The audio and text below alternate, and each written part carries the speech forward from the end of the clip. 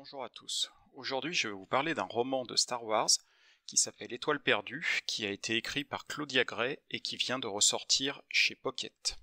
Étoile perdue est un roman qui est sorti en 2015 aux USA et qui est paru en France chez Pocket Jeunesse la même année, puis vient de ressortir chez Pocket fin 2021. Il est censé être young adulte, mais nous verrons que ce n'est pas vraiment le cas, et en tout cas ça ne m'a pas dérangé. Il a également été adapté en manga, en japonais et en anglais, et en livre audio en anglais. Étiqueté avec un bandeau Voyage vers Star Wars le retour de la Force, et faisant partie de la vague de lancement qui accompagna la sortie du film, Étoile perdue se déroule en fait sur plusieurs années, et revisite en coulisses la trilogie originelle, c'est-à-dire les épisodes 4, 5 et 6, pour ceux qui ne suivent pas là-bas au fond. Sur Gélucan, une petite planète paumée de la galaxie, deux enfants issus de milieux sociaux différents font connaissance à l'occasion d'une visite des forces impériales et ils rencontrent notamment le grand Moff Tarkin. Passionnés de pilotage, ils vont apprendre à voler dans un vieux coucou et se révéler aussi doués que complémentaires. Tan est un garçon peu aimé dans sa famille, il est carrément maltraité par son père, tandis que Sienna vient d'une peuplade où l'honneur est primordial. Au passage, le roman nous décrit un peu l'histoire de la planète, mais aussi son intégration dans l'Empire. C'est un événement qui aurait pu être porteur d'espoir avec une force galactique censée apporter paix, stabilité, progrès chez les centaines de milliards d'habitants qui la composent, mais tout le monde sait bien sûr que l'Empire n'est pas aussi rose que ça. Les deux enfants sont idéalistes et y croient, ils s'engagent donc quelques années plus tard dans la marine impériale pour suivre une formation très exigeante, et ils souhaitent bien sûr pouvoir piloter notamment les chasseurs TIE. On suivra donc leur évolution. On a par exemple un passage où les deux provinciaux débarquent sur la planète capitale de Coruscant, leur parcours scolaire ou militaire pendant 5 années à peu près, tandis que peu à peu leurs sentiments vont évoluer et passer d'une amitié profonde à autre chose. Heureusement, cela n'est pas pesant, puisque seuls un ou deux passages sont un petit peu longuets à ce sujet. Mais le récit reste essentiellement centré sur leur idéal et sur leur progrès, parfois chaotique, car leur réussite est jalousée au sein de l'armée. Le très gros intérêt du roman pour moi est qu'il revisite en coulisses les épisodes 4, 5 et 6, alors que l'étoile noire, ou l'étoile de la mort comme on dit maintenant, est en cours de construction, ou vient d'être construite. Les deux amis qui ont été brouillés puis se sont rabibochés sont affectés à des postes différents une fois leurs études finies.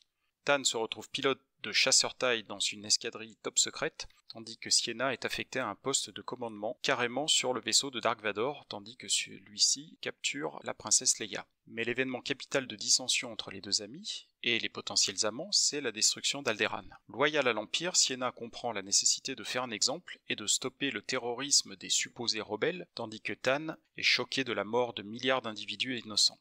On le retrouve ensuite dans la base abandonnée de Dantooine, tandis que Sienna est à Yavin et assiste, médusée, à la destruction de l'étoile de la mort et au décès de certains de leurs amis qui étaient à bord, avant de devoir aller récupérer un Dark Vador à la dérive.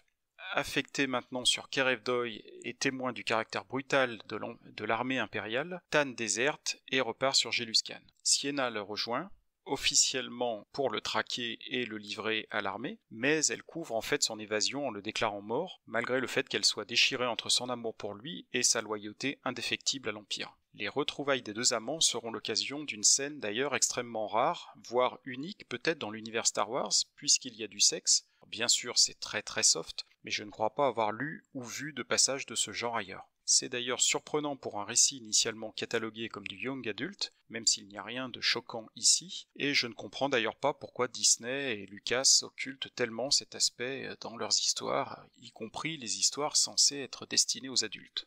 Bref, passons à autre chose, ce n'est pas le sujet de cette chronique. Tan et Sienna partent chacun de leur côté. Après un passage dans un vaisseau de livraison limite contrebandier, Tan finit par rencontrer Wedge Antilles qui le persuade de rejoindre la rébellion. Sans le savoir, les deux anciens amants participent à la bataille de Hoth, puis sur Bespin, Sienna doit saboter le faucon millénaire. Les héros tels Luke et Leia sont souvent cités dans l'histoire, mais Claudia Gray se retient de les intégrer, et les aventures de ces deux personnages sont finalement autant de clins d'œil aux fans. Tandis que sa mère est injustement accusée de vol, les illusions de Sienna vont peu à peu s'effriter, elle découvre la corruption ou la méchanceté au sein des instances de l'Empire. Et le retour sur sa planète natale, qui est maintenant polluée et exploitée, lui ouvre les yeux. Malgré les retrouvailles avec Tan, elle refuse de quitter l'Empire, elle est en effet persuadée qu'elle peut le changer de l'intérieur, tandis que lui veut désormais l'abattre, même s'il doute parfois de la rébellion. On n'a donc pas ici une histoire manichéenne, mais des doutes chez chacun des personnages, et aucune solution claire et nette qui se dégage ni pour l'un ni pour l'autre. Et ce n'est pas la bataille d'Andorre et la chute de l'Empire qui va arranger les choses, même si Siena reste fidèle à son idéal et se raccroche aux troupes restantes, qui sont elles-mêmes déchirées par une guerre de succession interne. Les dernières retrouvailles de Tan et Siena seront épiques sur fond de bataille de Jakku. Il est d'ailleurs à noter que Siena se retrouve parmi les gradés les plus puissants de l'armée, en tout cas ce qu'il en reste. Et ce sont donc seulement les derniers chapitres qui font la transition vers l'épisode 7, après que les destins des deux héros aient évolué en parallèle des films précédents. La fin du roman se termine par un statu quo qui appelle potentiellement à d'autres aventures ultérieures, qui ne sont d'ailleurs pas sans rappeler sur certains points les malheurs d'Irika Quell au début de l'escadron Alphabet. On n'en saura pas plus car il n'y a pas eu de suite à ce roman, et le destin de Star Wars se situe maintenant dans le passé de la Haute République, plus que dans l'avenir de la dernière trilogie en date. Oui, c'est très étrange de le dire comme ça. D'ailleurs, j'ai lu la plume de Claudia Gray dans En pleine ténèbres, censé être lui aussi young adulte sans que cela ne me gêne. Vous pouvez retrouver cette chronique sur mon blog. En résumé, un bon roman qui revisite indirectement la trilogie originelle en y mêlant les destins des deux amis devenus amants, chacun évoluant différemment et servant, parfois contre son gré, des forces opposées. Sans être manichéen, en détaillant bien les personnages de Tan et Siena, leurs idéaux, aspirations et désillusions, Claudia Gray délivre un récit agréable à lire dans les coulisses de la grande histoire et nous montre comment un noble idéal se heurte parfois à une dure réalité. Merci de votre attention, n'hésitez pas à retrouver d'autres chroniques sur mon blog. À bientôt.